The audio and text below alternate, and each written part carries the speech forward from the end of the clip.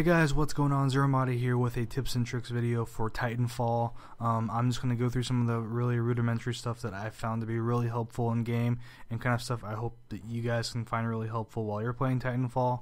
Of course, this stuff is subject to change based upon the fact that this game is still in beta, and this is a beta gameplay.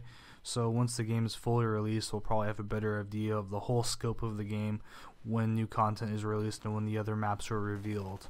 So first and foremost, before we go into too much detail, definitely go through the tutorial, kind of get your feet wet and kind of get yourself familiar with the controls and kind of the basic mechanics of the game. Kind of go through the movement, kind of the parkouring skills like the wall jumps and the jetpack. Go through the Titan basics and how to launch a Titan, how to use the weapons, so on and so forth. I think getting a good foundation in that will really help you set yourself up for actually learning more about the game once you have the basic mechanics down to a pat. So, kind of starting off with infantry combat and infantry gameplay. First off, really in this game, the weapons have no recoil in them at all.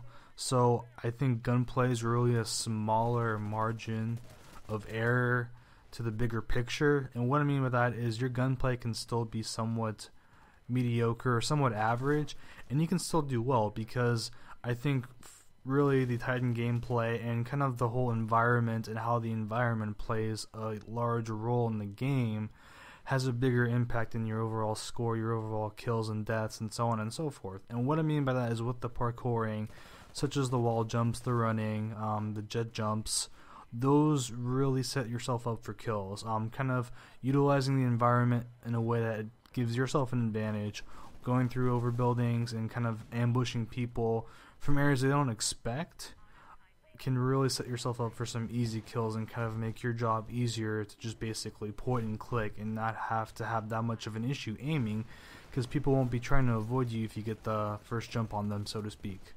So I think just kind of trying to utilize the parkouring as best as possible, and you'll see a large difference, because I think that's a real main focal point in how the game plays out. And I think ultimately your possibilities are endless for the amounts of combinations and jumps that you can make. First off, you're pretty much limited to 2 jumps, but if you collide with an environment, then you get basically a limitless amount of jumps if you have some type of an environment that you can jump onto and to continue your combination of jumps. So with that in mind, pretty much the map is your canvas with how you want to approach how you travel the map and just how you jump all over the map. I mean, simple as that. Kind of going through some of the weapons and stuff like that. Of course, like I said, we're in beta, so we kind of have a real limited assortment of what we have available. I feel that really the game does a good job of defining roles for each weapon. Assault's a good medium range weapon, SMG's great at close quarters, shotgun's beastly close quarters, the sniper is great long range, just how you would expect it. And really, I think people are really fascinated with the assault rifle and the SMG, because that's usually the best weapons for most scenarios. So kind of what I'm trying to get at with this is just to open yourself up, try out the different weapons, try out the different perks and skills, kind of just going over some of the basic skills in the beta, such as the cloak. I would probably use the sprint over the cloak. The cloak has a limited time use, and of course you can't shoot in it or it'd be extremely OP, but the fact is the cloak is pretty easy to spot for most players, I personally feel. So I think you're much more at an advantage and at a benefit if you use the sprint over the cloak, based on my personal experience. Other things that might be helpful for you guys, of course, utilize the burn cards. The burn cards kind of replace, I guess you can call them, the score streaks in Call of Duty. Basically, when you respawn, you can utilize a burn card, and each card of course has its own different types of traits. You have some cards that give you an augmented primary or secondary weapon. Some cards give you bonus like time streaks.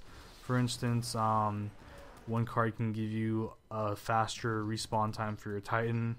Also, you have EXP streaks for cards and stuff like that. So using the burn cards and utilizing them as you accumulate them is also a pivotal thing that some people might not kind of focus on entirely. Just kind of going over some of the Titan stuff specifically. I feel like Titan matches are more of a chess game. What I mean by that is you gotta pick your battles, and you gotta learn how to use everything in your arsenal. Your Q is your shield. It basically deflects all incoming shrapnel, but it'll actually capture that, and once you press Q again, you can actually deflect it back in the direction that you're pointing at. So that's something really powerful as a defensive counter when you're being kind of overly assaulted by multiple Titan enemies. Utilizing your sprint, of course, with the spacebar or your burst is definitely good for getting out of combat, of course. Your melee is also something that's kind of underrated. People like to kind of keep their distances with the Titans, but you can go up to a Titan and press C next to it, and you can actually punch the other Titan with your Titan's hand. So that's something that also that's kind of overlooked, I feel, from what I've seen. And just being overall efficient with your moves and trying to make sure every shot connects, every shot hits, I think is probably the best advice I can give to anyone. Also, you can also be efficient in your Titan without even using it. For instance, you can actually respawn in your Titan if you wanted to, and you can also autopilot your Titan. So basically the AI can actually control a Titan. You don't have to even be in it. And I really recommend that you at least summon your Titan when it's available, because Titans spawn in about 3 or 4 minutes after they get destroyed. And of course, if you destroy enemy minions, they also lower the respawn time of your Titan as well. So kind of just having that constant aggression with your Titan, continually spawning, even if you don't use it, brings out a lot of map presence and forces the enemy to actually account for that Titan and take it down. So that can be a good distraction even if you don't even use your Titan. So I definitely at least recommend you guys summon your Titan even if you don't have any overall obligation or intent of using the Titan in battle. And kind of some other things for countering Titans. Of course, enemy or ally players have the anti-Titan weapon, your number 3 slot, as an option for taking down Titans. I recommend the rocket launcher. I've had more luck with that. Definitely try out both the weapons. The machine gun's definitely good for taking down low HP Titans, but I think the cooldown and the reload on that's a little bit ineffective. I'd rather go for the total burst damage of the rocket launcher instead. Also, as a pilot, you can go on top of an enemy or an ally Titan and deal massive damage to the enemy from above. But that's pretty much it for this commentary. There's still a lot of stuff to talk about, so I'll probably make another video kind of going over some further stuff. If you have any questions or comments, leave them down below, and thanks for watching as always, guys.